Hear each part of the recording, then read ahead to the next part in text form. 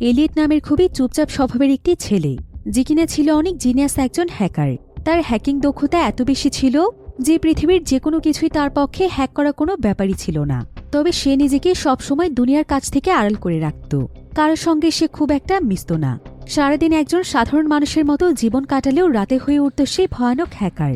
তবে সে সবসময় তার হ্যাকিং দক্ষতা ভালো কাজে লাগাত, যাতে করে মানুষের উপকার হয়। আর এভাবেই একদিন সে এমন দুর্দান্ত একটি পরিকল্পনা করে, যেটার মাধ্যমে সে পৃথিবীর সমস্ত ব্যাংকের সার্ভার হ্যাক করে সমস্ত গরিব মানুষের লোন মুছে দিতে চায়, যাতে করে গরিব এবং ধনীদের মধ্যে সমতা বজায় থাকে এবং গরিব মানুষেরা একটু শান্তিতে বাঁচতে পারে।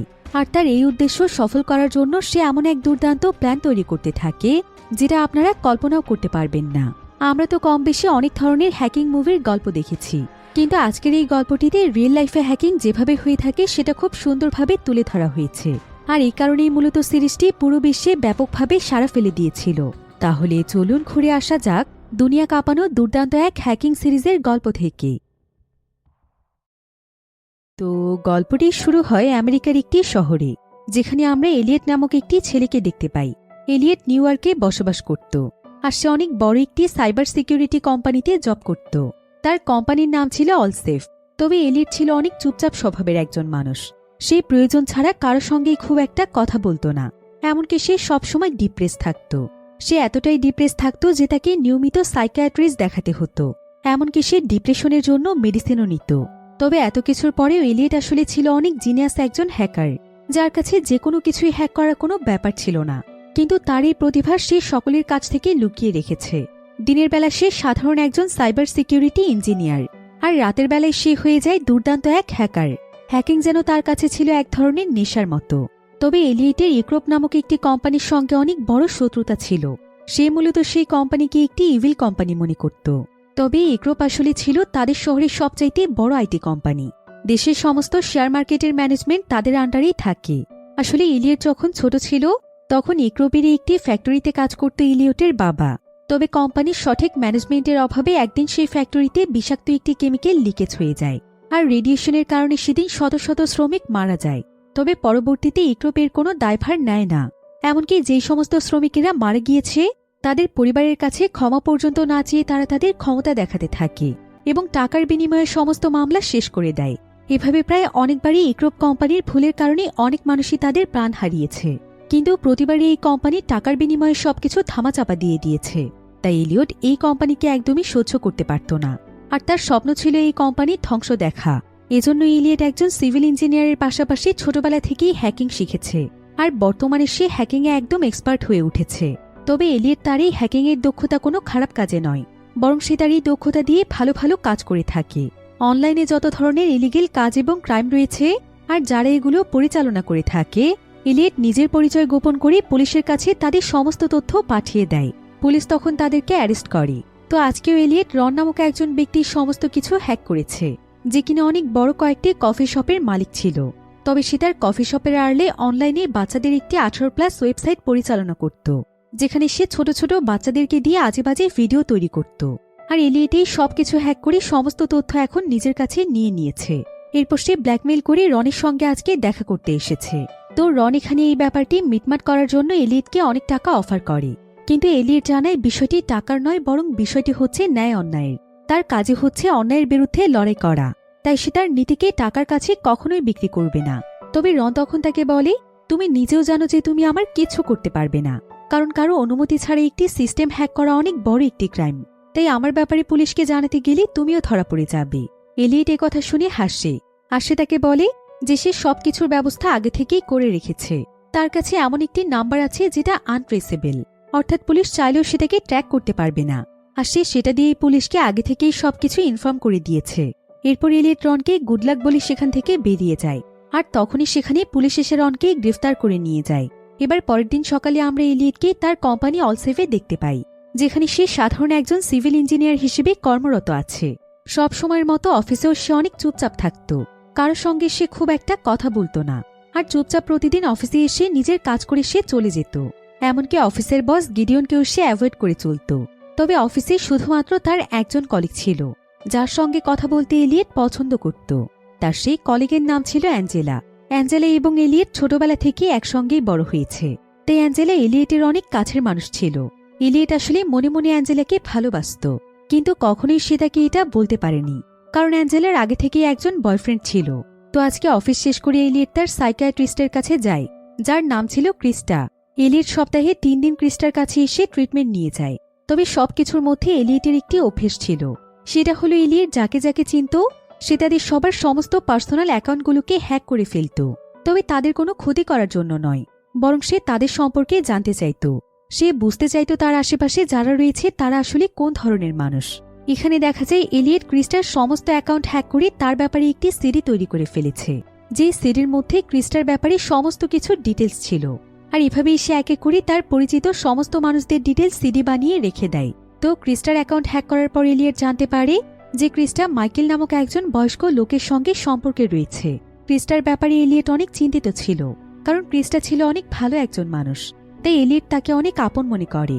এজন্য সে ক্রিস্টার মাইকেল নামক বয়ফ্রেন্ডের সম্পর্কে সমস্ত তথ্য বের করার চেষ্টা করে। তবে তার ব্যাপারে অনলাইনে তেমন কোনো কিছুই পাওয়া যায় না। এবার সেদিন রাতের বেলা দেখা যায় এলিয়েট একটি জায়গাতে বসে প্রচণ্ড কাঁদছিল। আসলে এলিয়েট ছিল সম্পূর্ণ একা একজন মানুষ। তার না ছিল পরিবার, না ছিল কোনো বন্ধু। সে তার মনের কথা কখনোই কারোর সঙ্গে শেয়ার করতে পারে না, কারণ ছোটবেলা থেকে সে একা একা বড় হওয়ার কারণে তার মনের মধ্যে অদ্ভুত এক ধরনের ভয় কাজ করত। আর তার বাবা মারা যাওয়ার পর তার মাও তাকে ফেলে চলে গিয়েছিল। এই সমস্ত বিষয়গুলো মানতে না পেরিয়ে এলিয়েটের আজকে এই অবস্থা হয়েছে। এবার পরের দিন সকালে এলিয়েট যখন তার কোম্পানিতে কাজ করছিল, ঠিক তখনই তাদের কোম্পানিতে অনেক বড় বড় কয়েকজন অফিসার চলে আসে। এলিয়েট দেখতে পায় যে ইক্রোপ কোম্পানির মালিক তার লোকদেরকে নিয়ে তাদের অফিসে এসেছে। হয়তো তার কোম্পানির সঙ্গে তাদের আজকে কোনো বিজনেস ডিল রয়েছে। তবে এমন সময় এলিয়েট জানতে পারে যে ইক্রোপ নাকি তাদের কোম্পানিকে ফান্ডিং করছে, তাই তারা আজকে তাদের অফিসটিকে ভিজিট করতে এসেছে। তবে এলিয়েটের এখানে ইক্রোপের লোকদেরকে দেখে প্রচণ্ড রাগ হচ্ছিল, কারণ ইক্রোপের জন্য অনেক মানুষ তো মারা গিয়েছেই, আর বর্তমানে ইক্রোপ তার কাস্টমারদেরকে ঠকিয়ে বহু টাকা হাতিয়ে নিচ্ছে। এরপর আমরা ইক্রোপের ভাইস প্রেসিডেন্ট টাইরেলকে দেখতে পাই। সে এখানে এলিয়েটের সঙ্গে কথা বলতে আসে, কারণ সে শুনেছে যে এলিয়েট হচ্ছে এখানকার সেরা এমপ্লয়ি। তো টাইরেল এখানে এলিয়েটের সঙ্গে কথা বলার সময় দেখতে পায় যে এলিয়েট লুনিক্স নামক একটি ওয়েবসাইটে কাজ করছে।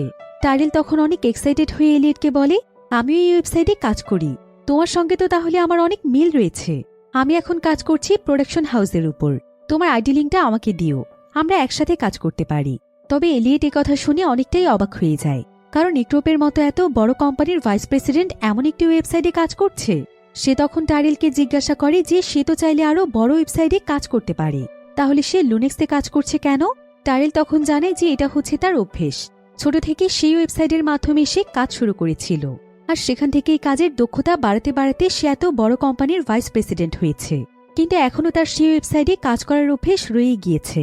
এবার সেদিন রাতে বাড়িতে ফিরে এলিয়েট তার মেডিসিন নেয়, যেটা ছিল অনেক হাই ডোজের মরফিন। এই মেডিসিনের অনেক সাইড ইফেক্টও ছিল।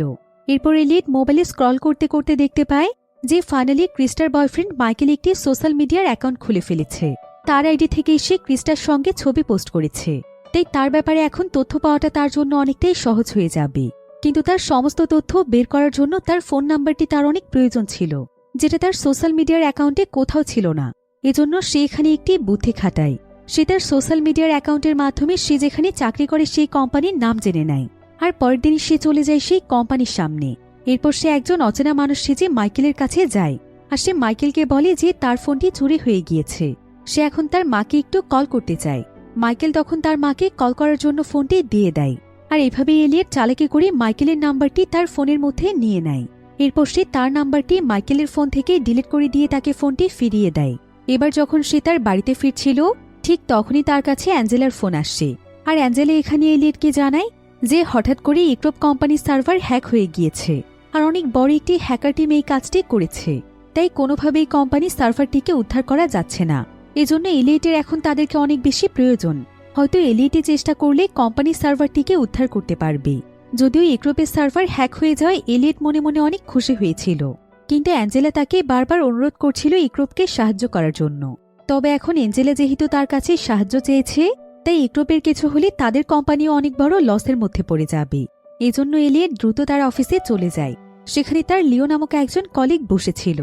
এলিয়েট যাওয়ার সঙ্গে সঙ্গে লিও তাকে সমস্ত বিষয়গুলো বুঝিয়ে বলতে থাকে। সে তাকে জানায় যে এখন পর্যন্ত তাদের দেশে যত বড় বড় হ্যাকিং হয়েছে, সেগুলোর মধ্যে এটাই সবচাইতে বড় ডিডিএস অ্যাটাক। যেটা কোনো সাধারণ হ্যাকার টিমের পক্ষে করা সম্ভব নয়। তারা অ্যাটাকটিকে বন্ধ করার সর্বোচ্চ চেষ্টা করেছে, কিন্তু কিছুতেই কোনো লাভ হচ্ছে না। একথা শুনে এলিয়েট তখন তাকে জিজ্ঞাসা করে, আপনি কি ডিএনএস রিকনফিগার করে দেখেছেন? আসলে ডিএনএস রিকনফিগার হচ্ছে এমন একটি সিস্টেম যেটার মাধ্যমে যে কোনো সাইবার অ্যাটাককে বন্ধ করার জন্য রেট লিমিট লাগানো যায়। আর এই রেট লিমিট যে সমস্ত হ্যাকাররা লাগাতে পারে তারাই মূলত বিভিন্ন সার্ভারকে হ্যাকিংয়ের হাত থেকে অনেকটাই বাঁচিয়ে নিতে পারে। আর রেড লিমিটের মাধ্যমে এটা বোঝা যায় যে 1 সেকেন্ডের মধ্যে কতগুলো আইপি অ্যাড্রেস থেকে অ্যাটাক চলছে। লিও তখন জানে যে সে বেশ কয়েকবার ডিএনএস রিকনফিগারের চেষ্টা করেছে, কিন্তু কিছুতেই কোনো লাভ হচ্ছে না। এমনকি আমি সার্ভারটিকে বেশ কয়েকবার রিবুটও করেছি, এতেও হ্যাকারদের অ্যাটাক বন্ধ হচ্ছে না। একথা শুনে এলিয়েট তখন পুরো বিষয়টি চেক করার জন্য বসে পড়ে। আর সে দ্রুত সময় নষ্ট না করে তাদের সার্ভারে লগ ইন করে দেখতে পায় যে এই হ্যাকিংয়ের কাজটি মূলত নির্দিষ্ট কোনো একটি জায়গা থেকে নয়, বরং এটা পৃথিবীর বিভিন্ন প্রান্ত থেকে করা হচ্ছে। অর্থাৎ এটা নিশ্চয়ই কোনো ইন্টারন্যাশনাল হ্যাকার টিমের কাজ। তো এলিয়েট এখানে পুরো বিষয়টি কিছুক্ষণ পর্যবেক্ষণ করে বুঝতে পারে যে সে যেটাকে ডিডিওএস অ্যাটাক ভেবেছিল সেটা আসলে ডিডিওএস অ্যাটাক নয়, বরং এই অ্যাটাকটি করা হয়েছে রুটকিটের মাধ্যমে। আর রুটকিট হচ্ছে এমন একটি শক্তিশালী সিস্টেম যেটার মাধ্যমে মুহূর্তের মধ্যেই পুরো সার্ভার সিস্টেমকে ধ্বংস করে দেওয়া যায়। আর এই রুটকিট হচ্ছে এক ধরনের অ্যাডভান্স মালয়েশিয়ান প্রোগ্রাম, যেটার মাধ্যমে একদম রুট থেকে যে কোনো সার্ভারের অ্যাক্সেস সংগ্রহ করা যায়। এমনকি এই রুটকিটের মাধ্যমে যে কোনো সার্ভারে ভাইরাস ইনস্টল করে দেওয়া যায়। আর এই রুটকিটের মাধ্যমে যেহেতু রুট থেকে একদম সম্পূর্ণ অ্যাক্সেস নিয়ে নেওয়া সম্ভব, তাই হ্যাকার সার্ভার থেকে যে কোনো তথ্য, ডকুমেন্ট সহ সবকিছু ডিলিট করতে পারে। এসব জানতে পেরে অ্যাঞ্জেলা তখন বলে, ইক্রোপের সার্ভার থেকে যদি সমস্ত তথ্য এবং ডকুমেন্ট মুছে দেওয়া হয় তাহলে তো অনেক কাস্টমারদের অনেক বড় ক্ষতি হয়ে যাবে। এমনকি স্টক মার্কেটের হিসেবও নষ্ট হয়ে যাবে, যেগুলো ইক্রোপ কোম্পানির জন্য অনেক বেশি প্রয়োজন। এখন ইক্রোপের সার্ভারকে বাঁচানোর কি আর কোনো উপায় নেই? এলিয়েট তখন বলে, সার্ভারটিকে বাঁচানোর শুধুমাত্র একটি উপায় আছে, সেটা হলো সমস্ত সার্ভারগুলোকে অফলাইন করে দিয়ে ম্যানুয়ালি ভাইরাসগুলোকে রিমুভ করা। কিন্তু এলিয়েটের বস গিডিয়নের কাছে এই বিষয়টি অনেক ঝুঁকিপূর্ণ মনে হচ্ছিল, কারণ সার্ভারটি অফলাইনে চলে গেলে হ্যাকাররা তাদের হ্যাকিং আরও দ্রুত গতিতে চালাতে পারবে। অর্থাৎ যদি অফলাইনে যাওয়ার পর খুব দ্রুত সময়ে সার্ভারটিকে রিকভার করা না হয় তাহলে পুরো সার্ভারটি হ্যাকারদের দখলে চলে যেতে পারে। কিন্তু এখন এটা ছাড়া সার্ভারটিকে উদ্ধার করার আর কোনো উপায় ছিল না, তাই সে এলিয়েটের কথাতেই রাজি হয়ে যায়। আর সে এলিয়েটকে বলে যে যেভাবেই হোক সে যেন সার্ভারটিকে উদ্ধার করে দেয়। এখন এই কাজটি করার জন্য এলিয়েট গিডিয়নকে নিয়ে ডেটা সেন্টারে যায়, যেখানকার সিস্টেমে সমস্ত ডকুমেন্ট রয়েছে এবং এগুলো প্রোগ্রাম আকারে এখানে সাজানো আছে। যদিও এগুলোকে কম্পিউটারের মাধ্যমে পরিচালনা করা হতো, কিন্তু যেহেতু এখন সার্ভারে অ্যাটাক হয়েছে তাই তাদেরকে সামনাসামনি ডেটা সেন্টার থেকে ভাইরাস ম্যানুয়ালি ডিলিট করতে হবে। অর্থাৎ তারা অফলাইনে থাকলেও এই ডেটা সেন্টারের মাধ্যমে সবকিছু পরিচালনা করা যায়। এবার ডেটা সেন্টারে এসে এলিয়েট তার কাজ শুরু করে দেয়। সেখানে দেখতে পায় সার্ভার CS30-তে এখনও ভাইরাসটি অ্যাক্টিভ আছে। তাই এলিয়েট এখানে সিদ্ধান্ত নেয় যে সে CS30 সার্ভারটিকে অন্য একটি সার্ভারের সঙ্গে কনভার্ট করে ফেলবে। সে তখন CS30 সার্ভারটিকে CS51 সার্ভারের মধ্যে রিডিরেক্ট করে দেয়। আর এটা অনেকটা ছিল একটি সার্ভারের মধ্যে আরেকটি সার্ভারকে লুকিয়ে ফেলার মতো। তো এলিয়েট এখানে কোনোমতে সেই ভাইরাসে আক্রান্ত সার্ভারটিকে কন্ট্রোল করার পর সে দ্রুত যত ধরনের ভাইরাস রয়েছে সেগুলোকে রিমুভ করতে শুরু করে। আবার কিছুক্ষণ পরে সে ইক্রোপের সার্ভারটিকে অন করে দেয়। আর পুরো সার্ভারটিকে সে একদম রিবুট দিয়ে স্টার্ট করেছিল। এরপর দেখা যায় ফাইনালি তাদের সার্ভারটি রিকভার হয়ে গিয়েছে, অর্থাৎ এবারের মতো হ্যাকিংয়ের হাত থেকে রক্ষা পেয়েছে। এরপর এলিয়েট এখানে ইক্রোপের সিকিউরিটি সিস্টেমটিকে আরও অনেক বেশি স্ট্রং করে দেয়, যাতে করে সহজে হ্যাকাররা অ্যাটাক করতে না পারে। আর এলিয়েটের এমন দুর্দান্ত ট্যালেন্ট দেখে তার বস গিলিয়ট তো একদম অবাক হয়ে যায়। সে তখন এলিয়েটের কাছে জানতে চায়, একজন সিভিল ইঞ্জিনিয়ার হয়ে তুমি এই দুর্দান্ত কৌশলগুলো কোথা থেকে শিখেছ? এলিয়েট জানে যে সে এতটাও দক্ষ নয়, সে শুধু হ্যাকিংয়ের ব্যাপারে অল্প কিছু জিনিস জানে। আর সে নিজেও বুঝতে পারেনি যে তার এই আইডিয়াটা কাজে আসবে। এরপর এলিয়েট সেখানে যে সমস্ত ফাইলগুলোর উপর অ্যাটাক হয়েছিল সেই ইনক্রিপ্টেড ফাইলগুলোকে চেক করতে শুরু করে। আর এগুলোর মাধ্যমে সে হ্যাকার গ্রুপটি সম্পর্কে কিছুটা তথ্য নেওয়ার চেষ্টা করছিল। আর কিছুক্ষণের মধ্যেই এলিয়েট সেখানে একটি অদ্ভুত টেক্সট ফাইল দেখতে পায়, যেটার অ্যাড্রেস ছিল অ্যাপ সোসাইটি। আর সেটাকে ডিকোড করার পর সেখানে একটি লেখা ভেসে ওঠে। লেখাটি ছিল লিভ মি হিয়ার। তবে কোনো সাধারণ ফাইলকে ডিকোড করলে এই ধরনের কোনো লেখা দেখা যায় না। এই ধরনের লেখা শুধুমাত্র তখনই দেখা যায় যখন কোনো হ্যাকার অন্য একজন হ্যাকারকে সিক্রেটভাবে কোনো টেক্সট করতে চায়। অর্থাৎ এখানে যে লেখাটি রয়েছে সেটা ইচ্ছে করে কোনো হ্যাকার এলিয়েটের জন্যই রেখেছে। তাই শুধুমাত্র এই ফাইলটিকে বাদ দিয়ে এলিয়েট সমস্ত ফাইলগুলোকে ডিলিট করে দেয়। এরপর সে সেই ফাইলটির রুট ডাইরেক্টরি অ্যাক্সেসকে রিকনফিগার করে দেয়। সে এখানে CS মোড কমান্ড ব্যবহার করে। এরপর সে সেই ডাইরেক্টরির অ্যাক্সেস শুধুমাত্র নিজেকে দেয়। যাতে করে সে পরবর্তীতে এই ফাইলগুলো চেক করতে পারে। আর এই ফাইলটিকে শুধুমাত্র সে এবং রুট অ্যাক্সেস যে হ্যাকারের কাছে রয়েছে শুধুমাত্র সেই দেখতে পারবে, কারণ এলিয়েট কোম্পানি ডেটা সেন্টার থেকে এটাকে ম্যানুয়ালি হাইড করে দিয়েছে। আসলে সে বুঝতে পেরেছে যে সেই হ্যাকার তাকে কিছু বলতে চাইছে অথবা তার সঙ্গে যোগাযোগ করতে চাইছে। এবার দেখা যায় সমস্ত কাজগুলো শেষ করতে করতে এলিয়েটের আজকে অনেক রাত হয়ে যায়। এরপর সে ট্রেনে করে একা একাই তার বাড়িতে ফিরছিল, কিন্তু হঠাৎ করেই তার সামনে মিস্টার রোবট নামক একজন ব্যক্তি আসে। আর মিস্টার রোবট তাকে বলে, কিছুক্ষণ আগে হ্যাকিং ফাইলে তুমি যে টেক্সট ফাইলটি পেয়েছিলে সেটা যদি ডিলিট করে না থাকো তাহলে পরের স্টেশনে এসে আমার সঙ্গে দেখা করো। লোকটির কথা শুনে এলিয়েট প্রথমে কিছুটা অবাক হয়ে যায়। সে বুঝতে পারছিল না যে এই লোকটি সেই ফাইলের কথা কিভাবে জানল, কিন্তু পরক্ষণেই তার কাছে মনে হয় যে অ্যাপ সোসাইটি নামক যে অ্যাড্রেসটি সে দেখেছে এই লোকটি হয়তো সেই অ্যাপ সোসাইটিরই লোক। আর ইক্রোপের সার্ভারে যারা হামলা করেছে তারা মূলত অ্যাপ সোসাইটিরই লোক ছিল। এসব ভাবতে ভাবতে দেখা যায় মিস্টার রোবট ট্রেন থেকে অনেকক্ষণ আগেই নেমে যায়। তাই এলিয়েট তখন দ্রুত দৌড়ে তার পিছু করে, আর কিছুক্ষণের মধ্যে সে তাকে পেয়ে যায়। এরপর সে মিস্টার রোবটের কাছে জানতে চায় যে তারা কেন ইক্রোপকে হ্যাক করেছে, ইক্রোপের সঙ্গে কি তাদের কোনো শত্রুতা আছে। আর সে একটি টেক্সট ফাইল পেয়েছে। সে বুঝতে পেরেছে যে এই টেক্সট ফাইলটি তার জন্যই রাখা ছিল, কিন্তু তাদের হ্যাকিং টিম তার সম্পর্কে কিভাবে জানল, আর তারা কেনই বা তার জন্য টেক্সট ফাইল রেখেছে। মিস্টার রোবট তখন তাকে বলে যে তারা ইচ্ছে করে তার জন্য টেক্সট ফাইলটি রেখেছে, যাতে করে এলিয়েট তাদের অ্যাপ সোসাইটি সম্পর্কে জানতে পারে, কারণ তাদের অর্গানাইজেশন মূলত এলিয়েটকে টার্গেট করে ইক্রোপকে হ্যাক করেছে। কিন্তু এলিয়েট বুঝতে পারছিল না যে তারা কেন এমনটা করেছে। এরপর মিস্টার রোবট তখন এলিয়েটকে তার সঙ্গে করে অনেক দূরের একটি জায়গাতে নিয়ে যায়। এই জায়গাটির নাম ছিল কোনি আইল্যান্ড, আর এখানেই মূলত মিস্টার রোবটের আস্তানা ছিল।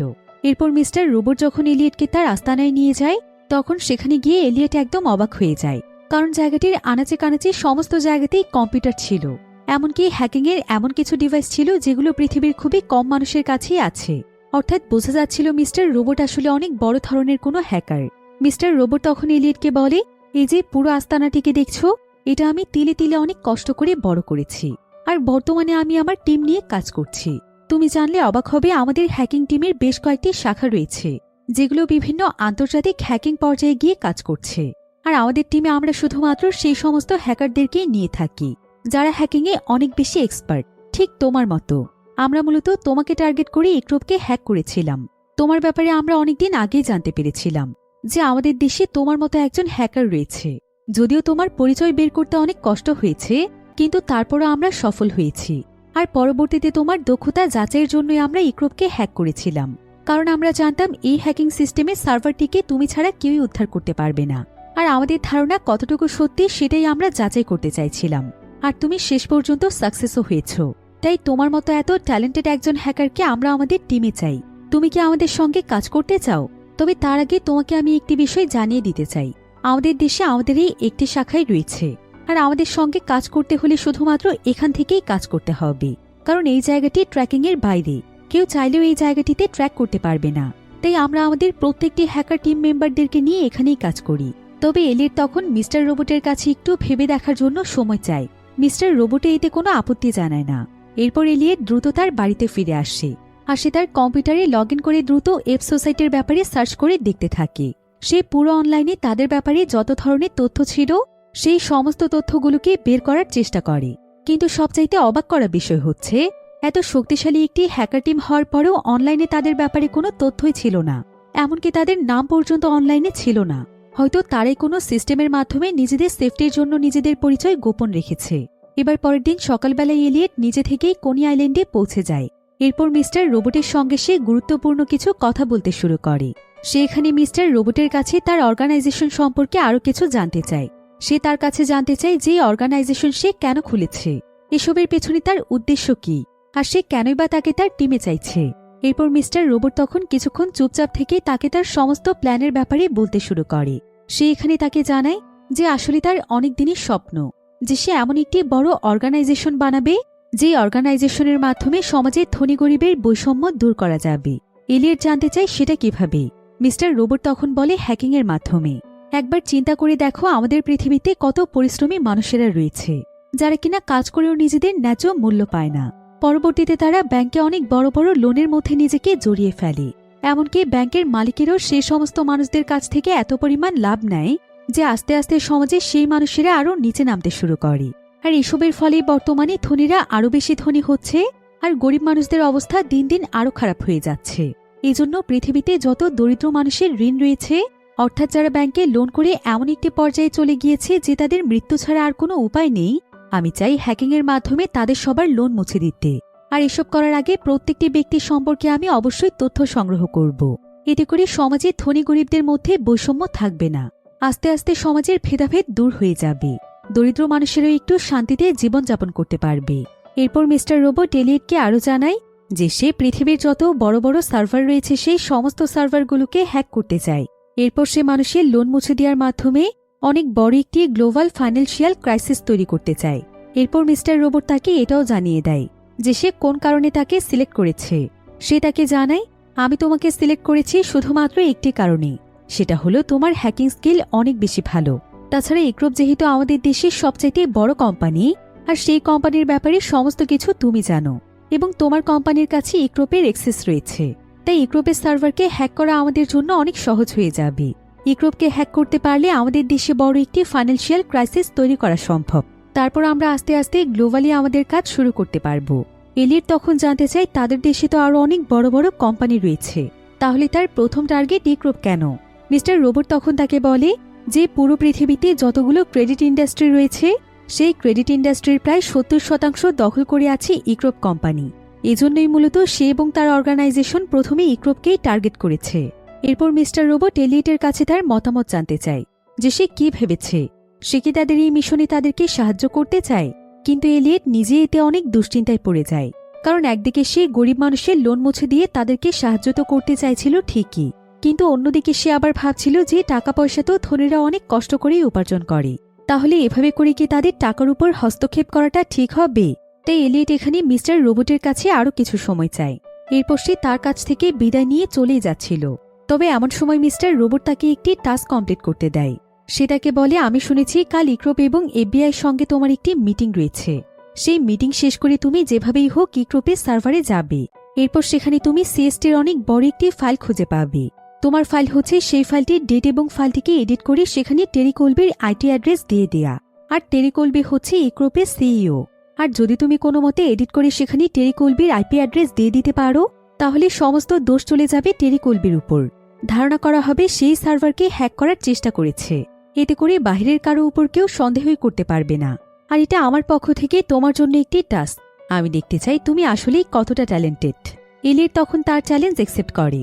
এরপর সে সেদিন রাতের বেলা টানা কয়েক ঘন্টা পরিশ্রমের পর কোনো মতে টেরি কলবির আইপি অ্যাড্রেসটিকে হ্যাক করে ফেলে। আর সে সার্ভারের মধ্যে এডিট করে টেরি কলবির আইপি অ্যাড্রেসটি বসিয়ে দেয়। এরপর সে একটি ফাইল তৈরি করে সেটাকে নিজের কাছে রেখে দেয়। মিস্টার রোবট তাকে সেই ফাইলটি এফবিআই এর হাতে তুলে দিতে বলেছিল। তবে এই ব্যাপারটি নিয়ে এলিয়েট অনেক দ্বিধাদ্বন্দ্বে ছিল। যদিও সে নিজে ইক্রোপকে একদমই পছন্দ করত না, কিন্তু এভাবে মিথ্যে একটি বিষয়ে টেরি কলবিকে এলিয়েট ফাঁসাতে চাইছিল না। তার বিবেকে বাধা দিচ্ছিল, কারণ এলিয়েট হ্যাকার হলেও সে ভেতরে ভেতরে অনেক ভালো একজন মানুষ ছিল। এবার পরের দিন সকালবেলা এলিয়েট তাদের সেই গুরুত্বপূর্ণ মিটিংয়ে চলে যায়, যেখানে এলিয়েটের কোম্পানি থেকে এলিয়েট এবং তার কয়েকজন টিম মেম্বার উপস্থিত ছিল। সেই সাথে সেখানে ইক্রোপ এবং এফবিআই উপস্থিত ছিল। কিছুদিন আগে ইক্রোপের সার্ভারে যে সার্ভার অ্যাটাক হয়েছিল সেই ব্যাপারে কথা বলার জন্যই আজকে মিটিংয়ের আয়োজন করা হয়েছে। এরপর অ্যাঞ্জেলা এখানে সেই সার্ভার অ্যাটাকের ব্যাপারে বলতে শুরু করে। সে যা কিছু দেখেছে এবং বুঝতে পেরেছে সেগুলো সবাইকে বোঝানোর চেষ্টা করে। যদিও তার উপস্থাপনা অনেক ভালো ছিল, কিন্তু তারপরও টেরি কলবি এখানে তাকে অনেক ছোট করে কথা বলছিল। তার উপস্থাপনা তার কাছে ভালোই লাগছিল না। আসলে টেরি কলবি একজন অহংকারী মানুষ ছিল। সে অ্যাঞ্জেলার মতো এমপ্লয়ীদেরকে অনেক ছোট চোখে দেখত। এবার উপস্থাপনার এক পর্যায়ে দেখা যায় টেরি কলবি এখানে অ্যাঞ্জেলাকে অনেক অপমানজনক কথা বলে, আর সে তাকে মিটিং থেকে বেরিয়ে যেতে বলে। অ্যাঞ্জেলা তখন অনেক মন খারাপ করে মাথা নিচু করে বেরিয়ে যায়। আর এদিকে এলিয়েট সেই মিটিংয়ে আসল ফাইলটিকে জমা দিতে চাইছিল, যেখানে সেদিন রাতে হ্যাকিংয়ে সত্যি সত্যি যা কিছু হয়েছিল সেগুলোর রিপোর্ট করা আছে। তবে টেরি কলবি এখানে অ্যাঞ্জেলার সঙ্গে এমন ব্যবহার করার কারণে সে গতকাল রাতে হ্যাকিং করে যেই ফাইলটি তৈরি করেছিল সেটা জমা দিয়ে দেয়, যেখানে টেরি কলবির আইপি অ্যাড্রেস ছিল, যাতে করে এখানে টেরি কলবির আইপি অ্যাড্রেস দেখে সবার সন্দেহ তার উপর চলে যায়। কিন্তু এলিয়েট যখন এখানে ফাইল এক্সচেঞ্জ করছিল তখন এই বিষয়টি আবার টাইরেল দেখতে পায়। তবে সে এখানে কোনো কিছু না বলে চুপচাপ থাকে। এবার এই মিটিংয়ের পর দেখতে দেখতেই প্রায় বেশ কয়েকদিন সময় পার হয়ে যায়, কিন্তু অদ্ভুত ব্যাপার হচ্ছে এখন পর্যন্ত টেরি কলবির গ্রেফতারের কোনো নিউজ পাওয়া যাচ্ছিল না, যেটা নিয়ে এলিয়েটও অনেক বেশি আপসেট হয়ে পড়েছিল। তার উপর আবার সেই মিটিংয়ের পর থেকে মিস্টার রোবটও এলিয়েটের সঙ্গে আর কোনো যোগাযোগ করেনি। এমনকি তাদের অর্গানাইজেশন অ্যাপ সোসাইটিরও কোনো খবর ছিল না। এলিয়েট তখন বিষয়টি চেক করার জন্য তাদের আস্তানাতে চলে যায়, আর সেখানে গিয়ে দেখতে পায় যে সবকিছু একদম বন্ধ অবস্থায় পড়ে আছে। সেখানে মিস্টার রোবট বা তার টিমের কেউ নেই। এলিয়েট এতে অনেক দুশ্চিন্তায় পড়ে যায়। সে মনে মনে ভাবছিল তারা আবার ধরা পড়ে যায়নি তো। কিন্তু সে এখানে একটি বিষয় চিন্তা করে, সেটা হলো যেদিন থেকে সে টেরি কলবিকে ফাঁসানোর জন্য ফাইল জমা দিয়েছে সেদিন থেকেই মিস্টার রোবট তার সঙ্গে সমস্ত যোগাযোগ বন্ধ করে দিয়েছে। হতে পারে মিস্টার রোবট তাকে এই কাজটি করানোর জন্যই ব্যবহার করেছে, সে তাকে ধোঁকা দিয়েছে। এসব ভেবে এলিয়েট তখন তার বাড়িতে ফিরে আসে। এখন তার কাছে করার মতো আর কিছু ছিল না, তাই সে এখানে ক্রিস্টার সোশ্যাল মিডিয়া দেখতে শুরু করে। আর সেখানে সে তার বয়ফ্রেন্ড মাইকেলের আইডিটিও খুঁজে পায়। এরপর সে টাইম পাস করার জন্য একজন ব্যাংক কর্মকর্তা সেজে মাইকেলকে ফোন করে। সে এখানে তার কথা দিয়েই মাইকেলের কাছ থেকে তার অনেক গুরুত্বপূর্ণ কিছু তথ্য জেনে নেয়। আসলে এলিয়েটের মাথায় সবসময় হ্যাকিং নিয়ে কিছু একটা চলতেই থাকে, তাই যখন তার হাতে কোনো কাজ থাকে না তখন সে বিভিন্ন মানুষের তথ্য বের করার চেষ্টা করে। এবার এলিয়েট মাইকেলের ব্যাপারে আরও কিছু তথ্য পাওয়ার জন্য তাকে আবারও ফোন করে। আর সে এখানে তাকে বলে, আমি আপনার অ্যাকাউন্টটি চেক করে দেখতে পেলাম আপনার অ্যাকাউন্টটি হ্যাক হয়ে গিয়েছে, তাই অ্যাকাউন্টটিকে দ্রুত রিকভার না করলে কিন্তু আপনার সমস্ত টাকাই চুরি হয়ে যাবে। যদি আপনি আপনার অ্যাকাউন্টটিকে রিকভার করতে চান তাহলে আমি আপনাকে একটি লিঙ্ক দিচ্ছি, সেখানে আপনার ব্যাপারে কিছু তথ্যের প্রয়োজন। সেগুলো ফিল আপ করলে আমি আপনাকে আপনার অ্যাকাউন্টটি রিকভার করতে সাহায্য করতে পারি। তবে ভয় নেই, আপনাকে আপনার কোনো পাসওয়ার্ড বা কোনো ধরনের কোড সেখানে লিখতে হবে না। আপনি আপনার বেসিক তথ্যগুলো দিন। এরপর মাইকেল তার নাম ঠিকানা সহ বেশ কিছু তথ্য দেওয়ার পর এলিয়েট এই সমস্ত কিছু দিয়েই তার সোশ্যাল মিডিয়ার অ্যাকাউন্টগুলোকে হ্যাক করার চেষ্টা করছিল। সে আসলে জানতে চায় যে মাইকেল ভেতরে ভেতরে আসলে কেমন মানুষ। তবে এখানে দেখা যায় এলিয়েট অনেক চেষ্টা করার পরও তার অ্যাকাউন্টগুলোকে হ্যাক করতে পারছিল না। এতে সে একদম অবাক হয়ে যায়, কারণ সে এখানে হ্যাকিংয়ের সবচাইতে অ্যাডভান্স সিস্টেমটিকে ব্যবহার করেছিল। কিন্তু তারপরও মাইকেলের অ্যাকাউন্টগুলো কেন হ্যাক হলো না? এতদিন পর্যন্ত এই সিস্টেমে সে অনেক মানুষকেই হ্যাক করতে পেরেছিল। এতে করে এলিয়েট এখানে বুঝতে পারে যে মাইকেল আসলে ততটাও বোকা প্রকৃতির মানুষ নয়। সে এমনভাবে তার অ্যাকাউন্টগুলোকে সিকিউর করে রেখেছে যে সাধারণভাবে তার অ্যাকাউন্টগুলোকে হ্যাকিং করা সম্ভব নয়। এজন্য এলিয়েট এখানে অনেক কিছু চিন্তা ভাবনা করে সে এখানে নিজের কিছু কৌশলের মাধ্যমে অ্যাকাউন্টগুলোকে কোনো মতে হ্যাক করে ফেলতে পারে। এরপর সে তার অ্যাকাউন্টগুলোকে ঘাটাঘাটি করে দেখতে পায় যে মাইকেল আসলে কোনো ভালো মানুষ ছিল না, বরং সে ছিল একজন ক্যারেক্টারলেস মানুষ।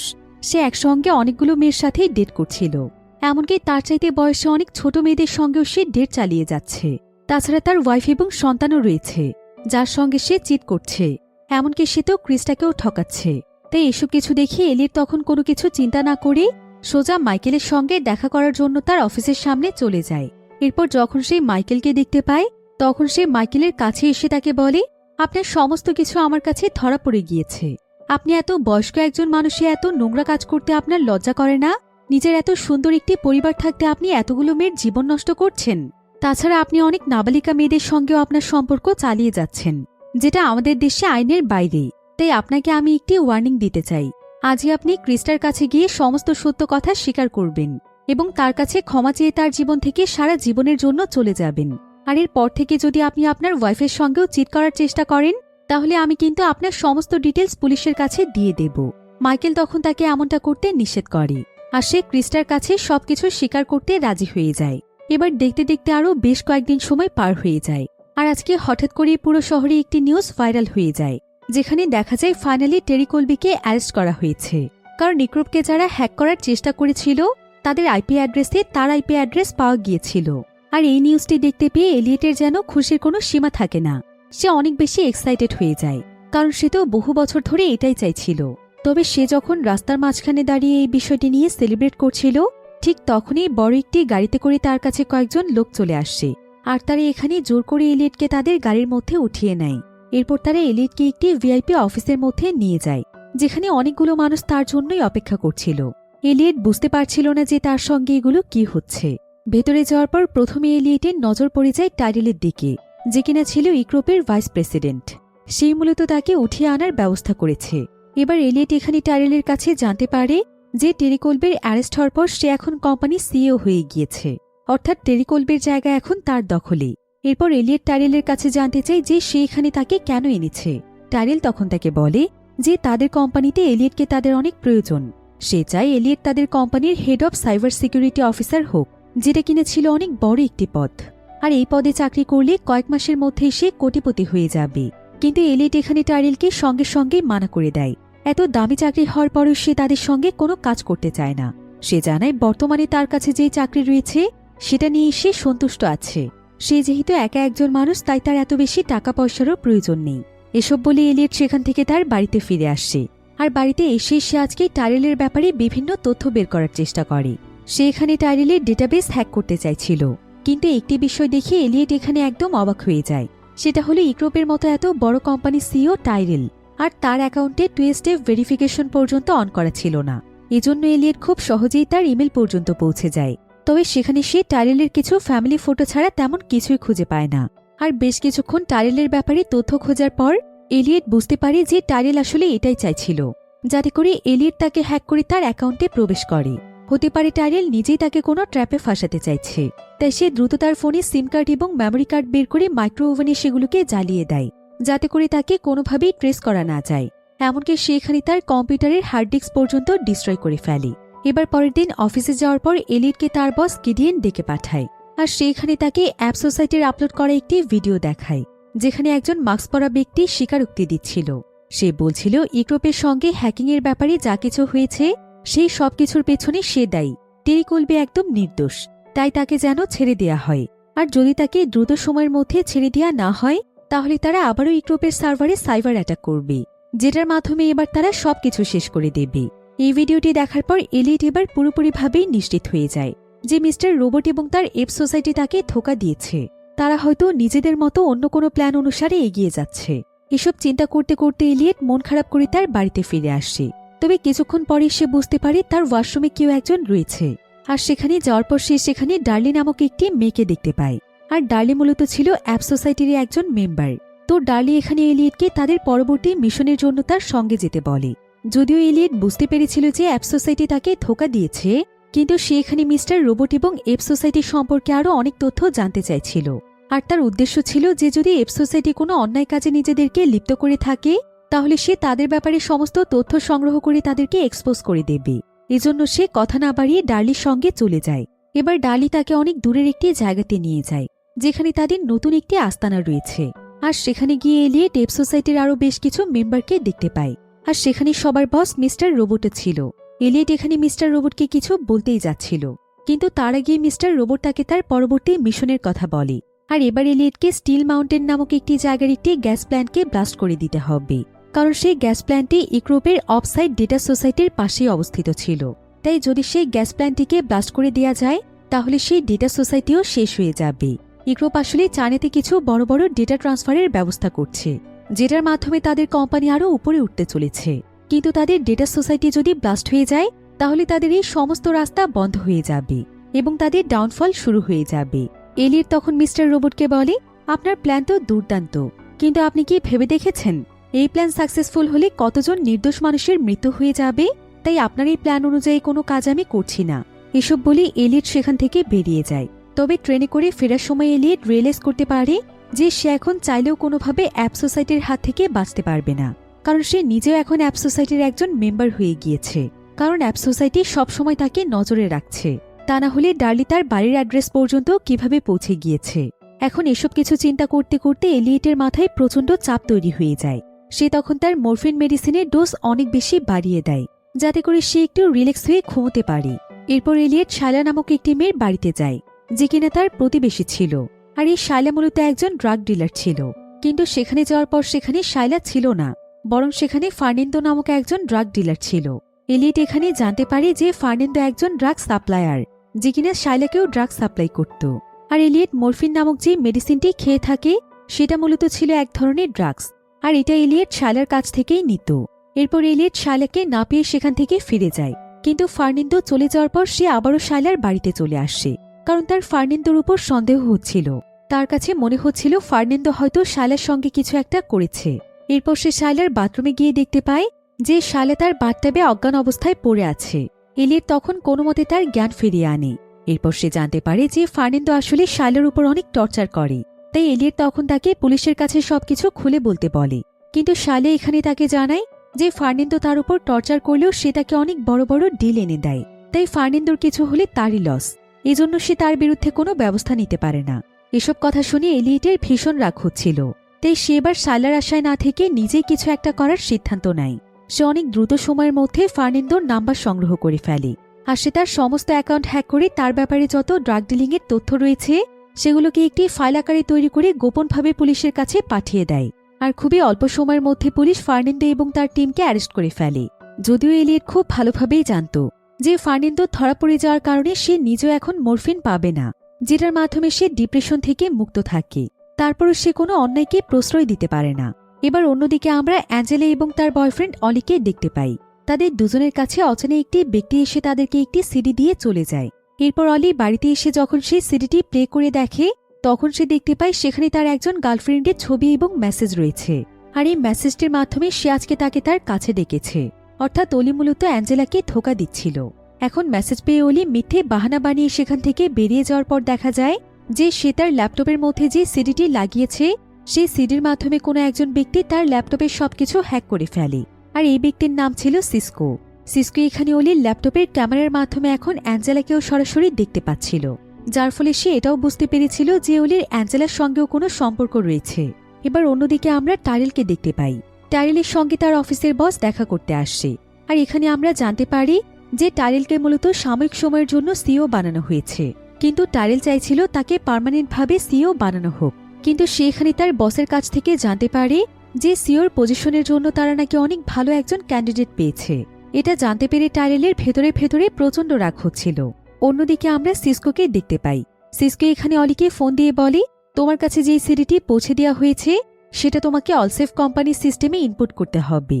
আর যদি তুমি এটা না করো তাহলে আমার কাছে তোমার গার্লফ্রেন্ডের প্রাইভেট কিছু ছবি রয়েছে এবং তুমি কিভাবে সবার সাথে চিটিং করছো সেই ব্যাপারে সমস্ত তথ্য আছে।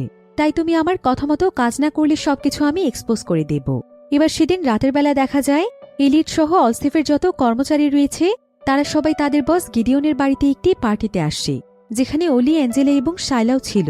তারা সবাই মিলে এখানে একসঙ্গে অনেক গল্প করছিল। কিন্তু ঠিক তখনই টিভিতে একটি নিউজের মাধ্যমে দেখানো হয় যে অ্যাপ সোসাইটি আবারও বড় একটি সাইবার অ্যাটাক করেছে। আর এবার অ্যাটাকের মাধ্যমে তারা ইউরোপের ব্যাপারে বেশ কিছু তথ্য পাবলিক করে দিয়েছে, যেখানে জানা যায় ওয়াশিংটনে রেডিয়েশনের মাধ্যমে যাদের মৃত্যু হয়েছিল সেই রেডিয়েশনের দুর্ঘটনার ব্যাপারে তারা আগে থেকেই জানত। আর এটা ছিল সেই দুর্ঘটনা যেটার মাধ্যমে এলিয়েটের বাবা এবং অ্যাঞ্জেলার মা মারা গিয়েছে। আর এখানে অ্যাঞ্জেলা এবং এলিয়েট বুঝতে পারে যে ইউরোপ আগে এই দুর্ঘটনার ব্যাপারে জানার পরও কোনো ধরনের পদক্ষেপ নেয়নি। এটা জানতে পেরে তারা দুজনেই প্রচণ্ড কষ্ট পায়।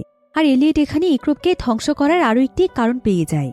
এবার পার্টি শেষ করে অ্যাঞ্জেলা এবং অলি যখন বাড়িতে ফিরে আসে তখন তাদের মধ্যে কোনো একটি বিষয় নিয়ে ঝগড়া হচ্ছিল। আর এখানে সুযোগ পেয়ে অলি অ্যাঞ্জেলাকে সেই সিডির ব্যাপারে বলে দেয়, যেখানে অ্যাঞ্জেলা এবং তার ব্যাপারে অনেক গোপন তথ্য রয়েছে যেগুলো সে হ্যাক করার মাধ্যমে হাতিয়ে নিয়েছে।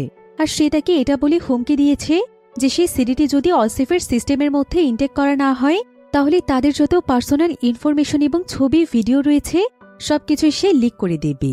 কথা জানতে পেরে অ্যাঞ্জেলা অনেক দুশ্চিন্তায় পড়ে যায়। অন্যদিকে আমরা এলিয়েটকে দেখতে পাই, যে কিনা সোজা এফ সোসাইটির আস্তানায় চলে যায়। আর সে তাদেরকে জানায় যে সে তাদের পরবর্তী মিশনটি করার জন্য প্রস্তুত আছে, তবে স্টিল মাউন্টেনের মিশনটি সে অন্যভাবে করতে চায়, যাতে করে তাদের মিশনের মাধ্যমে কোনো মানুষের কোনো ক্ষতি না হয়।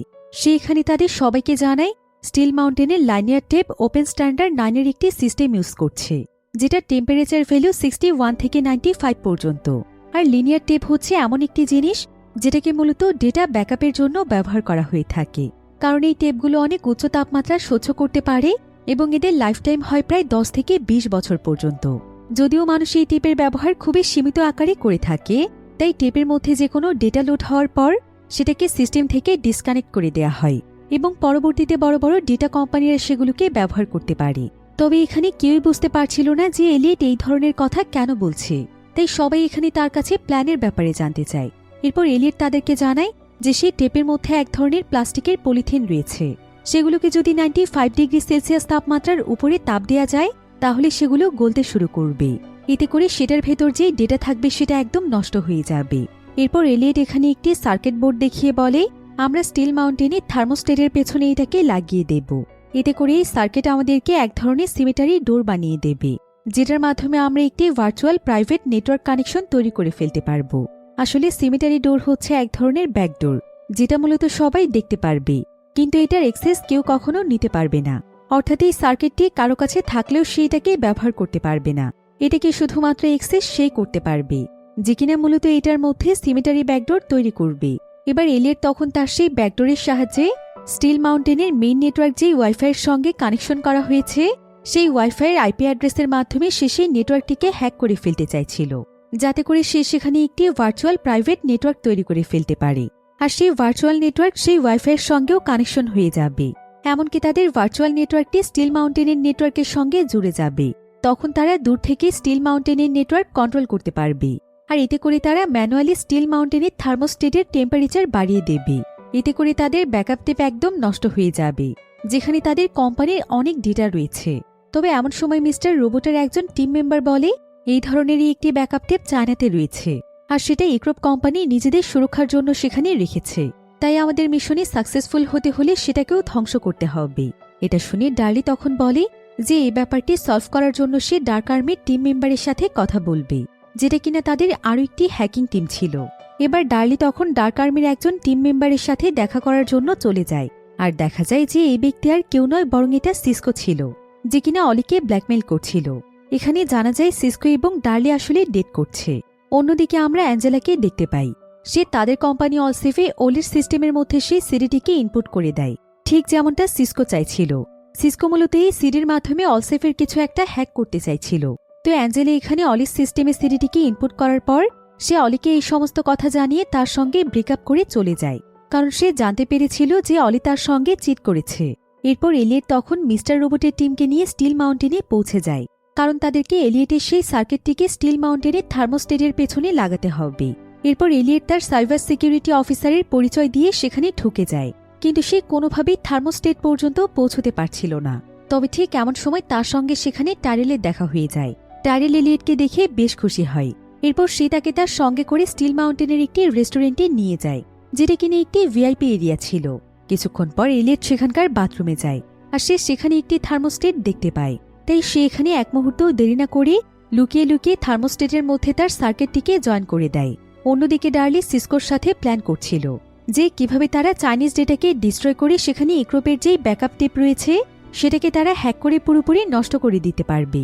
এসব ব্যাপারে কথা বলতে বলতে ডার্লি মিস্টার রোবটের যে ডার্ক টিম ছিল সেই ডার্ক টিমের প্রোফাইলগুলো দেখছিল এবং জানতে চাইছিল যে পরবর্তীতে তাদের ডার্ক অ্যাটাকটি কেমন হতে চলেছে, বা তাদের চাইনিজ সার্ভারে হ্যাক করার পুরো পরিকল্পনাটা আসলে কেমন। কিন্তু ডার্ক আর্মিরা এখানে এই কাজটি করতে মানা করে দেয়, এমনকি তারা ডার্লিকেও নিজেদের চ্যানেল থেকে বের করে দেয়। তবে ডার্লি বুঝতে পারছিল না যে তারা তার সঙ্গে কেন এমন করেছে। এজন্য ডার্লি তখন মিস্টার রোবটের সঙ্গে দেখা করতে আসে, আর তাকে জানায় যে ডার্ক আর্মিরা তাদেরকে সাহায্য করতে মানা করে দিয়েছে, এমনকি তাদের চ্যানেল থেকে তারা তার প্রোফাইলও রিমুভ করে দিয়েছে। এরপর ডার্লি সবাইকে বলে যে স্টিল মাউন্টেনকে যেন এক্ষুনি শেষ করে দেয়া হয়, যাতে করে ইক্রোপও পুরোপুরি ধ্বংস হয়ে যায়। কিন্তু মিস্টার রোবট ডার্লিকে বলে যে এমনটা করেও কোনো লাভ নেই, কারণ তারা চায়না থেকে পরবর্তীতে তাদের ব্যাকআপ টেপ নিয়ে আসবে এবং তাদের সমস্ত ডাটাকে রিকভার করে ফেলবে। তাই এখন স্টিল মাউন্টেনকে ধ্বংস করে দিয়ে কোনো লাভ নেই। এলিয়েট তখন বলে আমাদেরকে অন্য কোনো উপায় বের করতে হবে, যেটার মাধ্যমে আমরা সেই চায়নার ব্যাকআপ টেপটিকে নষ্ট করে ফেলতে পারবো। এরপর অন্যদিকে আমরা এলিয়েটের বস গিডিয়নকে দেখতে পাই, যে কিনা টাইরেলের কাছে এসে তাকে জানায় যে কিছুদিন আগে ইক্রোপে CS-30 সার্ভারে যে হ্যাকাররা হামলা করেছিল সেই হ্যাকারদেরকে ধরার জন্য তারা CS-30-তে একটি হানিপট লাগিয়েছে। যদি বাইচান্স কোনোভাবে সেই হ্যাকাররা এখনও নেটওয়ার্কের মধ্যে থাকে তাহলে তারা হানিপট থাকার কারণে সার্ভারের কোনো ক্ষতি করতে পারবে না, অর্থাৎ সে পুরোপুরিভাবে তাদের সার্ভারটিকে সুরক্ষিত করে ফেলেছে। আর যদি সেই হ্যাকাররা আবারও CS-30 সার্ভারটিকে হ্যাক করার চেষ্টা করে তাহলে তারা এটা মনে করে করবে যে এখনও তারা আমাদের মেইন নেটওয়ার্কের মধ্যেই রয়েছে। আর এভাবে যখনই তারা আমাদের সার্ভারে আবারও প্রবেশ করবে তখন আমরা দ্রুত তাদের সমস্ত অ্যাক্টিভিটি রেকর্ড করে ফেলব। আসলে হানিপট হচ্ছে এমন একটি সিস্টেম যেটা মূলত হ্যাকারদেরকে নিজের দিকে আকৃষ্ট করে থাকে, কারণ এই সিস্টেমের মধ্যে সেই সমস্ত সিস্টেমগুলো ওপেন হয়ে যায় যেগুলোর মাধ্যমে হ্যাকাররা খুব সহজেই সার্ভারে প্রবেশ করতে পারে। অর্থাৎ এটা হ্যাকারদের জন্য এক ধরনের ট্র্যাপ। আর এই হানিপটের ট্র্যাপে পড়ে যখন হ্যাকাররা সেই সার্ভারে প্রবেশ করে ফেলে তখন হানিপট সঙ্গে সঙ্গেই তাদের অ্যাক্টিভিটিগুলো রেকর্ড করে ফেলতে শুরু করে। আর ডার্ক আর্মিরা মূলত এই হানিপটের ট্র্যাপটিকে বুঝতে পেরেছিল, এজন্যই তারা মিস্টার রোবটদের কাজটি করতে মানা করে দিয়েছে এবং ডার্লিকেও তাদের চ্যানেল থেকে বের করে দিয়েছে। এবার পরের দিন আমরা এলিয়েটকে তার কোম্পানি অলসেফের মধ্যে দেখতে পাই, আর এখানে অলি এসে এলিয়েটকে কিছু হার্ড ডিস্ক দেয় এবং সে এলিয়েটকে বলে যারা ডেটা রিকভার করবে তাদেরকে এই হার্ড ডিস্কগুলো দেওয়ার জন্য। আর এখানে এলিয়েটের কাছে অলিকে কিছুটা অস্বাভাবিক লাগছিল, তাকে অনেক বেশি আপসেট মনে হচ্ছিল। তাই অলির ব্যাপারে সবকিছু জানার জন্য সঙ্গে সঙ্গে এলিয়েট তার ইমেল হ্যাক করে ফেলে। আর সে এখানে জানতে পারে সিসকো নামক একজন হ্যাকার অলি এবং অ্যাঞ্জেলাকে ব্ল্যাকমেইল করছে। এরপর এলিয়েট সঙ্গে সঙ্গে অ্যাঞ্জেলার সঙ্গে দেখা করে। অ্যাঞ্জেলা তখন তাকে সবকিছু খুলে বলে এবং তাকে এটাও জানিয়ে দেয় যে সে অলির সিস্টেম থেকে সেই সিডিটিকে ইনপুটও করেছে। আর সবকিছু শুনে এলিয়েট এখানে বুঝতে পারে যে হয়তো সেই হ্যাকাররা তার সার্ভার পেতেই এই কাজটি করেছে, অর্থাৎ সেই সিডির মাধ্যমে হয়তো তারা তার সঙ্গে যোগাযোগের কোনো লিঙ্ক খুঁজতে চাইছে। এরপর এলিয়েট সেই হ্যাকারের সম্পর্কে সমস্ত তথ্য বের করার পর সে সোজা তার লোকেশনে চলে যায়, অর্থাৎ সিসকোর লোকেশনে চলে আসে। আর এখানে কোনো রেডিও, মোবাইল নেটওয়ার্ক, ওয়াইফাই এসবের কোনো কানেকশন ছিল না। এবার কিছুটা ভেতরে যাওয়ার পর এলিয়েট সেখানে হোয়াইট রোজ নামক একজনকে দেখতে পায়, যে কিনা ছিল ডার্ক আর্মিদের লিডার। ডার্ক আর্মি মূলত ছিল হ্যাকারদের অনেক শক্তিশালী একটি সংগঠন, যেটা দুনিয়া থেকে নিজেদেরকে আড়াল করে রেখেছে। এরপর এলিয়েট এখানে হোয়াইট রোজের কাছে জানতে চায় যে তারা কি অলসেফের সেই সিডিটি এ কারণেই ইনপুট করিয়েছে যাতে করে কোনো মতে তার সঙ্গে তারা যোগাযোগ করতে পারে, তাদের কি কোনো হ্যাকারের প্রয়োজন। তবে হোয়াইট রোজ তখন তাকে বলে যে তারা মূলত অলির মাধ্যমে সিডিটিকে এ কারণেই ইনপুট করিয়েছে, যেটার মাধ্যমে তারা অলসেফের সার্ভারে ঢুকে এটা চেক করতে পারবে যে অ্যাপ সোসাইটি তাদের সার্ভারে যে হ্যাকিংটি চালিয়েছে সেই হ্যাকিংয়ের ফেসে কোনো কমতি আছে কিনা, যেটার মাধ্যমে তাদের পরিচয় লিক হয়ে যেতে পারে। আর এটা চেক করতে গিয়েই তারা হানিপট সম্পর্কেও জেনে গিয়েছিল। এজন্যই মূলত তারা অ্যাপ সোসাইটির সঙ্গে কাজ করতে মানা করে দিয়েছে, কারণ অ্যাপ সোসাইটির সঙ্গে কাজ করলে তাদেরও ধরা পড়ে যাওয়ার ভয় রয়েছে। এলিয়েট তখন তাদের কাছে জানতে চায় যে তারা কি কোনোভাবেই অ্যাপ সোসাইটিকে সাহায্য করবে না। হোয়াইট রোজ তখন তাকে বলে যে এলিয়েট যদি 50 ঘন্টার মধ্যে সার্ভার থেকে হানিপটটিকে সরিয়ে দিতে পারে তবে তারা তাদের সঙ্গে কাজ করবে। এরপর এলিয়েট সেখান থেকে সোজা তার কোম্পানি অলসেফে চলে আসে আর সে ডার্লির সাথে যোগাযোগ করে।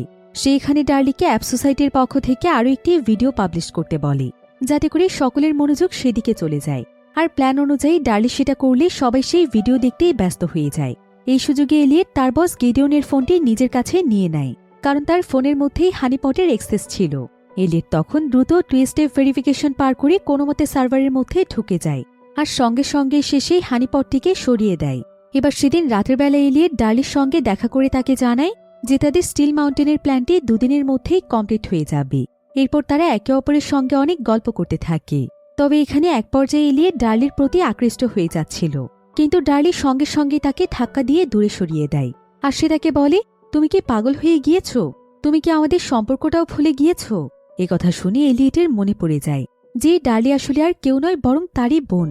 আসলে মরফিনের হাইডোজ নেওয়ার কারণে সে অনেক কিছুই ভুলে গিয়েছে। তাই সবকিছু মনে পড়তে এলিয়েট দ্রুত তার বাড়িতে ফিরে আসে। আর সে সেখানে একটি লেভেল ছাড়া সিডি খুঁজে পায়। এরপর সে যখন সিডিটি প্লে করে দেখে তখন সে দেখতে পায় সেখানে মিস্টার রোবটের কিছু ছবি রয়েছে, আর বেশ কিছু ছবিতে মিস্টার রোবটের সঙ্গে সেও রয়েছে। ছবিগুলোতে সে অনেক ছোট ছিল। এখন এই সিডির মধ্যে বিভিন্ন ছবি দেখার পর এলিয়েটের মনে পড়ে যায় যে মিস্টার রোবট আর কেউ নয় বরং সে হচ্ছে তার বাবা, কিন্তু তার বাবা তো অনেক বছর আগেই মারা গিয়েছিল। এসব ভাবতে ভাবতে এলিয়েট অনেক দুশ্চিন্তায় পড়ে যায়। তবে এমন সময় সেখানে তার বাবা মিস্টার রোবট চলে আসে আর সে এলিয়েটকে তার মানসিক পরিস্থিতির ব্যাপারে বলে। আর এখানে আস্তে আস্তে এলিয়েটের কিছু কিছু বিষয় মনে পড়তে থাকে। আসলে এই লেভেল ছাড়া সিডিটি মূলত সে নিজেই তৈরি করেছিল। সে নিজের জীবনের ব্যাপারে যত তথ্য রয়েছে সেগুলো বাকি মানুষদের তথ্যের সঙ্গে সংগ্রহ করে রেখেছিল, যাদেরকে সে এতদিন থেকে হ্যাক করে এসেছে। কিন্তু সে এতগুলো বছর ধরে তার বাবাকে মৃত জেনে এসেছে, তাহলে সে বেঁচে কিভাবে আছে এই ব্যাপারে সে মিস্টার রোবটকে বারবার জিজ্ঞাসা করছিল। কিন্তু মিস্টার রোবট তাকে বলে সবকিছুর উত্তর পেতে হলে আমার সঙ্গে চলো। অন্যদিকে টাইরেলের বস টাইরেলের কাছে আসে আর সে টাইরেলকে জানায় যে তারা সিওর পজিশনের জন্য অনেক ভালো একজন ক্যান্ডিডেট পেয়ে গিয়েছে, তাই আজ থেকে কোম্পানিতে টাইরেলের আর কোনো প্রয়োজন নেই, সে চলে যেতে পারে। এসব বলে তার বস সেখান থেকে চলে যায়। অন্যদিকে মিস্টার রোবট এলিয়েটকে নিয়ে তাদের বাড়ির কাছের একটি কবরস্থানে চলে আসে। আর কিছুক্ষণের মধ্যে সেখানে এলিয়েটকে খুঁজতে খুঁজতে অ্যাঞ্জেলা এবং ডার্লিও আসে। আর তারা দেখতে পায় এলিয়েট এখানে একা একা কথা বলছে। তারা তখন তার কাছে জানতে চায় যে সে এখানে দাঁড়িয়ে কার সাথে কথা বলছে। এমন সময় এলিয়েট সামনে তাকিয়ে তার বাবার কবর দেখতে পায়, অর্থাৎ সেখানে আর মিস্টার রোবট ছিল না। এতে করে সে বুঝতে পারে যে সবকিছু তার মনের ভুল। হয়তো এতগুলো বছর ধরে সে মরফিনের যে ডোজগুলো নিয়ে এসেছে সেগুলোর প্রভাবেই তার সাথে এমনটা হচ্ছে। এরপর সেদিন রাতের বেলা এলিয়েট ডার্লির কাছ থেকে জানতে পারে যে ইক্রোপকে ধ্বংস করার এবং স্টিল মাউন্টেনে যে সমস্ত প্ল্যানগুলো করা হয়েছে সেগুলো এলিয়েট নিজেই করেছিল। এমনকি অ্যাপ সোসাইটিকে সেই পরিচালনা করছিল, অর্থাৎ মিস্টার রোবট নামের কেউ ছিলই না। এরপর ডার্লি তখন এলিয়েটের জন্য মেডিসিন আনতে বাইরে চলে যায়। তবে এমন সময় সেখানে টাইরেল চলে আসছে। আর টাইরেল এখানে এলিয়েটকে জানায় যে অ্যাপ সোসাইটির ব্যাপারে সে সবকিছু অনেক আগে থেকেই জানে। আর সে এটাও জানে যে এলিয়েট নিজেই সেই সোসাইটি পরিচালনা করছে। আজ থেকে সেও তার সোসাইটিতে কাজ করতে চায়। সেও চায় ইক্রোপ ধ্বংস হয়ে যাক। তাই এলিয়েট তখন টাইরেলকে তাদের অ্যাপ সোসাইটির হেডকোয়ার্টারে নিয়ে যায়। আর সেখানে তাকে মিথ্যে বলে। সে বলে যে সে পুরো অ্যাপ সোসাইটি একাই পরিচালনা করে। এই ঘটনার পর প্রায় 3 দিন সময় পার হয়ে যায়। এখানে আমরা এলিয়েটকে দেখতে পাই যে কিনা প্রায় 3 দিন পর জ্ঞান ফিরে পেয়েছে। আর সে টাইরেলের একটি গাড়ি থেকে বেরিয়ে এসেছে। তার মনে পড়ছিল না যে এই 3 দিনে তার সঙ্গে আসলে কি ঘটেছিল। এমন সময় তার প্ল্যানের কথা মনে পড়ে যায়, যেটা 2 দিনের মধ্যে কমপ্লিট করার কথা ছিল। তাই সে দ্রুত তখন তাদের হেডকোয়ার্টারে চলে যায়। আর সে জানতে পারে যে অলরেডি তাদের প্ল্যানটি সাকসেসফুল হয়ে গিয়েছে। কিন্তু ডার্লি এখানে তার উপর প্রচণ্ড রেগেছিল। সে এখানে তাকে বলে যে এলিয়েট এভাবে কোনো কিছু না বলে কোথায় চলে গিয়েছিল, আর সে তাদের প্ল্যান কেন বাতিল করতে চেয়েছিল। কিন্তু সবকিছুর পর এখন তাদের প্ল্যান পুরোপুরিভাবে সাকসেসফুল হয়েছে। আর এই কয়েকদিনে পুরো পৃথিবীতে অ্যাপ সোসাইটির জনপ্রিয়তা এত বেশি বেড়ে গিয়েছে যে সাধারণ মানুষেরাও এখন অ্যাপ সোসাইটিতে জয়েন করতে চাইছে। কারণ সবাই বুঝতে পেরেছে যে অ্যাপ সোসাইটি মূলত গরিবদের জন্য কাজ করছে। এসব জানতে পেরে এলিয়েট তখন টাইরেলকে খোঁজার জন্য ইক্রোপে চলে যায়। কিন্তু সে একজন সিকিউরিটির কাছ থেকে জানতে পারে যে টাইরেল আর সেখানে কাজ করে না। এদিকে অ্যাপ সোসাইটির একজন টিম মেম্বার একটি ভিডিও পাবলিশ করে, যেখানে সে সকল মানুষের উদ্দেশ্যে বলে যে ইক্রোপের যত ফাইন্যান্সিয়াল ডেটাগুলো ছিল সেই সব কিছু তারা মুছে দিয়েছে। তাই ইক্রোপের জন্য যত মানুষ নিজেদের ঋণে ডুবেছিল এবং অনেক কষ্টে জীবনযাপন করছিল তারা সবাই এখন মুক্ত। সে এখানে এটাও বলে যে যখনই স্টক মার্কেট ওপেন হয়ে যাবে তখন ইক্রোপ পুরোপুরিভাবে ধ্বংস হয়ে যাবে। এতে করে শহরের দরিদ্র মানুষের মধ্যে যেন উৎসব শুরু হয়ে যায়, কারণ এই ইক্রোপের জন্য তারা বহু বছর ধরে অনেক কষ্টের সঙ্গে জীবন কাটাচ্ছিল। অন্যদিকে আমরা অ্যাপ সোসাইটির সদস্যদেরকে দেখতে পাই, তারা এখানে তাদের সমস্ত কম্পিউটারের হার্ড ডিস্ক এবং যত ধরনের তথ্য ছিল সেই সব কিছু জ্বালিয়ে দেয়। এদিকে এসব কিছু জানার পর এলিয়েটের নিজের কাছে অনেক গিল্টি ফিল হচ্ছিল। তাই সে সমস্ত দায়ভার কাঁধে নিয়ে নিজেকে পুলিশের কাছে ধরিয়ে দিতে চাইছিল। কিন্তু ঠিক তখনই সেখানে আবারও মিস্টার রোবট চলে আসছে। এলিয়েট বুঝতে পারে এটা তার মনের ভুল ছাড়া কিছুই নয়, কিন্তু সে এখন স্বাভাবিকভাবে বাঁচতে চায়। তাই সে এখানে তার এই কল্পনাকে পুরোপুরি শেষ করে দিতে চাইছিল। এজন্য সে মিস্টার রোবটের গলা চেপে ধরে। তবে আশেপাশে থাকা মানুষেরা দেখতে পায় যে এলিয়েট নিজে এখানে নিজের সঙ্গে লড়াই করছে। মিস্টার রোবট এখানে এলিয়েটকে বলে, তুমি চাইলেও আমাকে সরিয়ে দিতে পারবে না, কারণ আমি হচ্ছে তুমি। আমি তোমার ভেতরেই বসবাস করি। তোমার যে হ্যাকিংয়ের ট্যালেন্ট রয়েছে সেটা আমার থেকেই তুমি পেয়েছ। আর তুমি যেটা করেছ সেটা একদম ঠিক করেছ। তবে এলিয়েট বিশ্বাস করছিল না যে মিস্টার রোবট তার ভেতরেই থাকে। তাই মিস্টার রোবট তখন এটা প্রমাণ করার জন্য সেখানকার একজন ব্যক্তিকে গালি দেয়। এতে করে সেই ব্যক্তি তাকে প্রচণ্ড জোরে থাপ্পড় মারে, যেটা কিনা এলিয়েটের গায়ে এসে লাগে। অর্থাৎ সত্যি সত্যি মিস্টার রোবট এলিয়েটের ভেতরেই বসবাস করে। এখন এখানে এলিয়েট নিজেই নিজের অস্তিত্ব নিয়ে অনেক কনফিউশনে পড়ে গিয়েছিল। সে বুঝতেই পারছিল না যে কোনটা মিথ্যে আর কোনটা সত্য। তবে তার এখন একটাই উদ্দেশ্য ছিল, সেটা হলো টাইরেলকে খুঁজে বের করা, যাতে করে টাইরেলের কাছ থেকেও সে নিজের ব্যাপারে কিছু জানতে পারে। এবার বাড়িতে এসে এলিয়েট অ্যাপ সোসাইটির হ্যাকিংয়ের প্রভাব দেখছিল। কিন্তু ঠিক এমন সময় কেউ একজন তার দরজায় নক করে, আর এলিয়েট দরজা খুলে দেয়। আর এমনই একটি থ্রিলিং এন্ডিংয়ের মাধ্যমে এই সিরিজের সিজন 1-এর গল্প এখানেই শেষ হয়ে যায়। তো গল্পটি আপনাদের কাছে কেমন লেগেছে, আর এই সিরিজের দ্বিতীয় সিজনটি আপনারা দেখতে চান কিনা সেটা অবশ্যই আমাকে কমেন্ট করে জানাতে ভুলবেন না। আজকের ভিডিও এ পর্যন্তই। দেখা হবে পরবর্তী নতুন কোনো ভিডিওতে। সে পর্যন্ত সবাই ভালো থাকুন, সুস্থ থাকুন। আল্লাহ হাফিজ।